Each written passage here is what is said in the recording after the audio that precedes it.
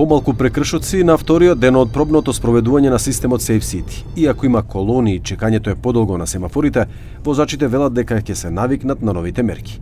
Стигнувате малку подоцна дома, но побезбедно. Граѓаните со поделени мислења. Повозрасните го поздравуваат новиот систем, особено потребен за пешаците. Требаше тоа одамна да се тоа воспостави и многу рокот долго е рокот што као да се испитува. Недела дена доста и одма у акција одма. Па гледате за еден ден колку има прекрши, што кажа 110.000 има злоупотреби, значи подхитно, а ние сме најнезаштитени пешаците.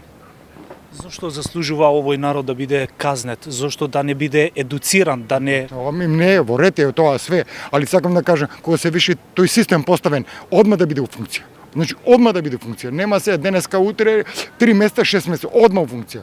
И одма показни. И нема стрина, тетка, брат, шурак, сите да се бидат казнати. Јас сум возач, денеска и вчера, да не веруваш, дека со таа вред, да сакаш да го одудриш, не можеш да удриш.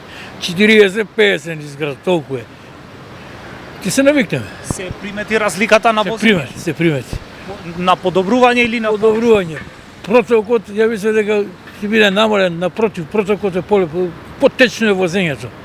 Нема да претркујат, па ќе застанеш, ќе возиш, па ќе застанеш, ќе видиме, ќе се навикне. Да бидат казнети. Гледам како возат брзо. Јас сум бил у комисија за полагање пред 30 години. Без документи возат. На новите возачи да си читаат тамо книгата како што е и да си го слушаат инструкторот. Ништо више. Ја ти кажем, аутошкола има све, мене ме праша што да правам сега. А го удара друг, а он вози автобус. Што да правиме сега?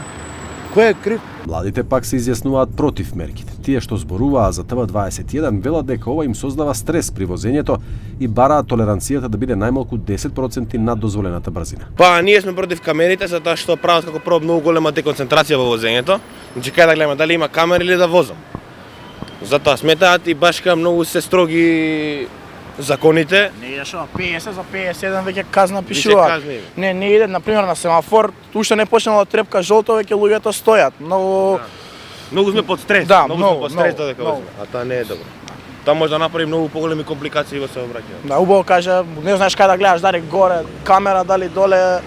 Дигам, луѓето ни 40 веќе не возат, реално не дека има некои големи плати и света што луѓе што живеат од плата за да плаќаат секој ден по неколку казни. Па ја мислам дека треба да се укинат. Пошто не можеме да возиме. Од Министерството за внатрешни работи вела дека на вториот ден значително се намалил бројот на прекршоците во Скопје.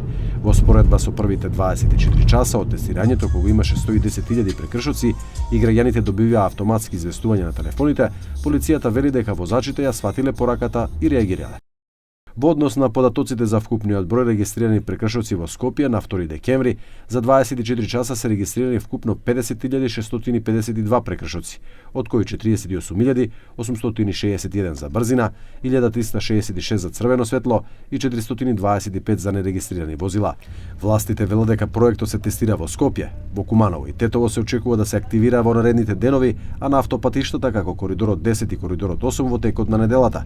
До средината на 2026 властите имаат за цел да ги покријат сите градови со надзорни камери Safe City, а до 2050 година да ја намалат смртноста од сообраќајни несреќи на 0.